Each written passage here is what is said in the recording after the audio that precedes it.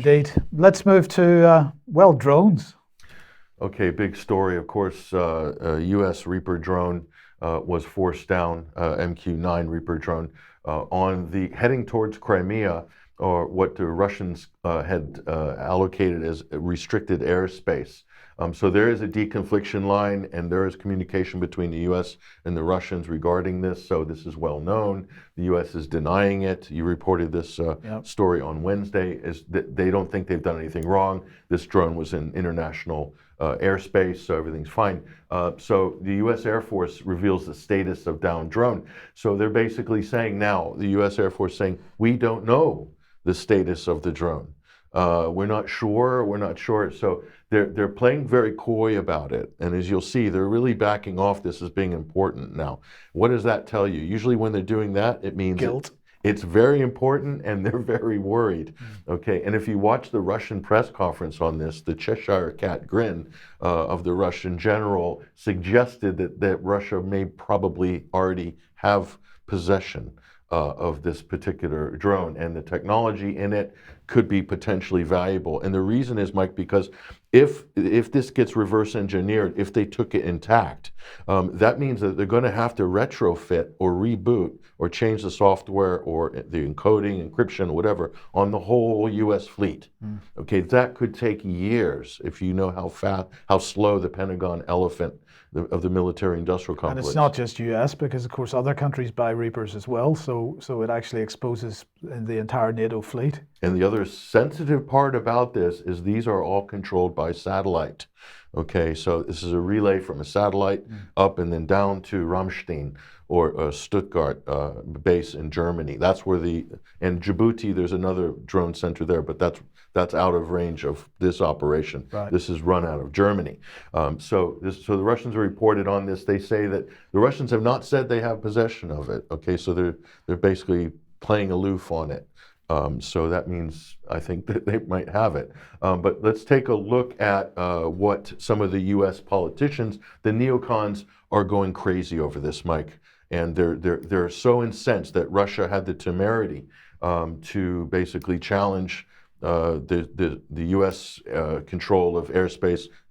The problem here, Mike, is that for Russians, these drones are relaying information back, a real-time targeting to Ukrainian military, and they're potentially killing Russian citizens as a result of this. So Moscow is taking it extremely seriously. Here's Marco Rubio, senator from Florida. Listen to what he has to say.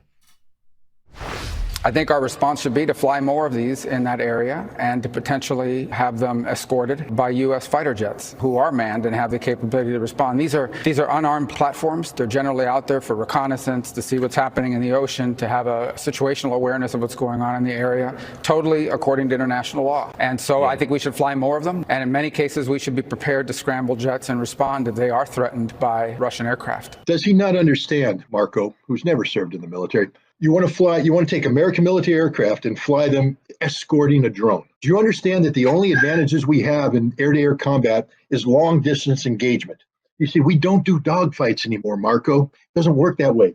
We take off, and at a long distance with AWACS aircraft vectoring us in, we fire missiles to engage them in a long distance. You want to take all that advantage away, come up close next to their battle space where their air defenses will shoot you down. Their aircraft don't have to come close. They'll shoot you long distance. He doesn't know anything about war, and he doesn't know anything about international law. Pro hint, Marco, when you fly an intelligence asset, collecting intelligence on one target, and you provide that intelligence to the other side to kill that other target, you're a participant in the conflict. You lose all the protections you have. You should be thankful the Russians aren't shooting down everything we got.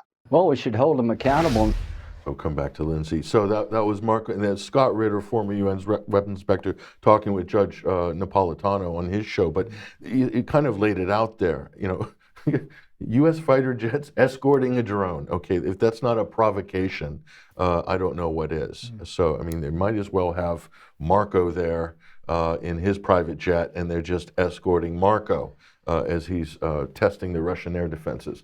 So here's Lindsey Graham, the former wingman of John McCain, who has never seen a war or does get visibly aroused at the possibility of World War III. Watch him here. They shot down our drone. What should our answer be? Well, we should hold them accountable and say that if you ever get near another U.S. set flying in international waters, your airplane would be shot down. What would Ronald Reagan do right now? He would start shooting Russian planes down if they were threatening our assets. They always invoke the ghost of Ronald Reagan for some reason, conservatives, bless them. So Lindsey Graham's basically going around saying we need to shoot down any Russian planes in international airspace. So these people are totally off the cliff. Yeah. They've lost the plot completely. So the Pentagon has released what we're going to call extreme dash cam footage here. This is an absolutely incredible clip. Okay, mind you, this would have been transmitted from the Reaper drone to a satellite and then back down to Germany. And so there'll probably packet loss on the transmission. So that's why it gets pixelated at the end. Okay, so but let's have a look at this footage here. Watch this. So this is a Russian Su-27 coming up here at a 45-degree angle. And he looks like he's dumping fuel. Why is he doing that? Possibly dumping fuel there. Well, that would also cause major turbulence and problems with the turbo open vent ways on this drone, and brought it down, basically. If that's what Russia did here, that is an absolutely genius move without any contact to bring down the most sophisticated U.S. unmanned aerial vehicle without even firing a shot. I mean, the level of skill of U.S. Russian pilots and also the maneuverability of the fifth-generation fighters of the Russian Air Force. So if that's what they done, Mike, on a fuel dump, brought the drone down, that's absolutely incredible. The U.S. is claiming that they shot one of the propellers out. Okay, so it's hard to know who to believe on this. So here's Mark Miley. This is General Mark Miley, and while he's not doing diversity, equity, and inclusion seminars for his military, he comments sometimes on military affairs. So he's saying, now they're backing off, Mike. The U.S., the down drone has no informational value. No problem here. It's no longer has any informational value. No big deal. He said it's probably 4,000 or 5,000 feet at the bottom of the Black Sea, and it's not a big deal for us. Hey, if the Russians find it, it's okay, but we don't think they're going to find it, and we're not going to find it, so nobody's going to find it, basically. That tells me that the Pentagon is very worried about this, very worried about this. So what are your thoughts on this before we go to the next clip? Well, I agree. They must be worried about it, and, well, let's move on. Well, we're very fortunate to have gotten leaked video. Russia has leaked a video, and this shows you another angle, Mike, another angle. Let's take a look at this here. We want to go back. Take a look at this. Watch. This is another angle not seen by the media.